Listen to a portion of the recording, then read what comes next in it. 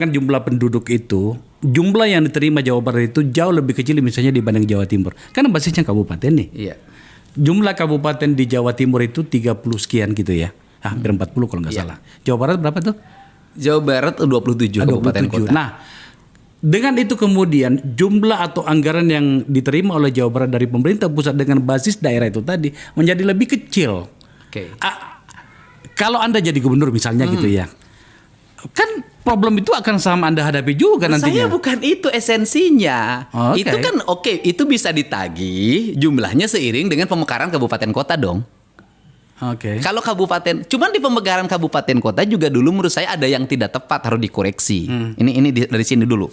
Misalnya begini, kita bicara dari selatan. Selatan misalnya Kota Banjar jadi kota. Sekarang belum ya? Masih, Oke. udah kota-kota Madia. Oke. Itu kan pecahan dari Kabupaten Ciamis yang dulu bersatu dengan Pangandaran. Ya. Kan kalau dalam perspektif saya, sudut pandang pembangunan, semestinya jangan jadi kota, udah aja bikin kabupaten dengan jumlah kecamatan sekian. Kan akhirnya tetap kecil. Setelah itu bikinlah Kabupaten Pangandaran kan. Terus kemudian Tasik ada kotanya. Kan kecil. Kenapa tidak Kabupaten Tasik dibagi dua? Oke. Turun lagi ke Cirebon. Cirebon ada kotanya. Padahal Kabupaten Cirebon kegedean. Oke. Padahal kalau itu dibuka lebih besar lagi kan lain ceritanya. Oke. Kemudian turun lagi ke Cimahi. Cimahi kota lagi, kecil banget.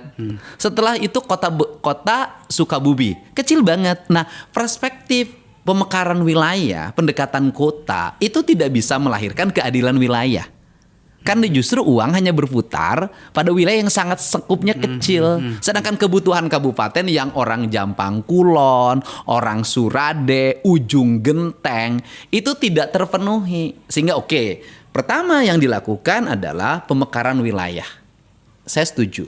Untuk apa? Agar distribusi alokasi pemerintah semakin bertambah. Karena problem Jawa Barat itu adalah penduduknya besar, wilayahnya besar, tapi jumlah kabupaten kotanya sedikit. Yang lain di era Pak Harto banyak. Ya. Nah, yang kedua adalah seberapa besar pun anggaran yang kita miliki, kalau tidak dibuat rancangan pembangunan yang memadai nggak ada arti kalau uangnya hanya dihabisin untuk seminar. Ini serius sih, entar dulu. Apa Anda ingin mengatakan apa sih pada bagian ini sebenarnya? Ya kan kebanyakan dana-dana pemerintah itu kan digunakan hanya kegiatan rutin. Oke. Kan kebanyakan pembangunan itu infrastruktur wilayah tidak menjadi fokus utama kan.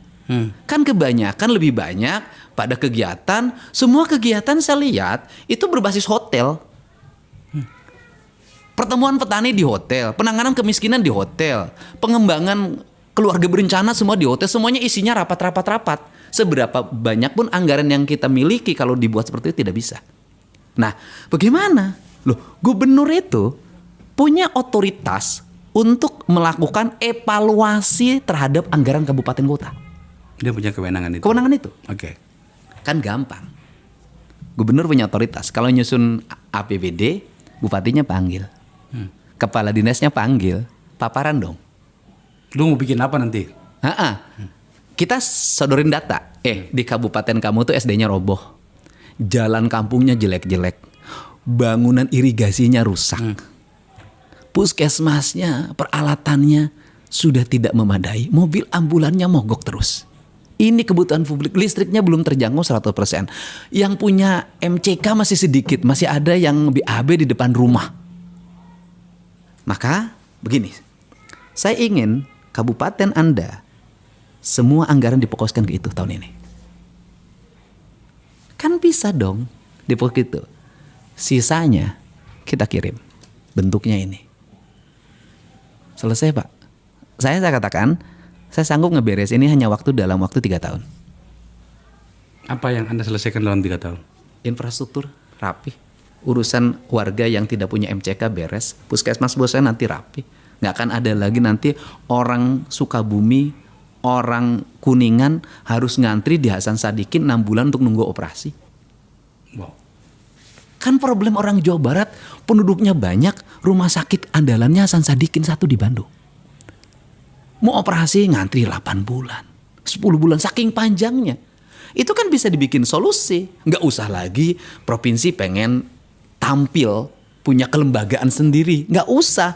rumah sakit ini saya akan bikin ruangan khusus untuk paru-paru di kabupaten ini. Kabupaten ini untuk jantung, kabupaten ini bedah syaraf, kabupaten ini nih. Dalam 5 tahun ke depan, mana anak-anak Jawa Barat yang harus saya sekolahkan kedokteran spesialisasi untuk jurusan-jurusan yang tidak ada di Jawa Barat di rumah sakit. Saya penuhin. Selesai Pak. Uang negara cukup, saya sudah tahu itu jumlahnya.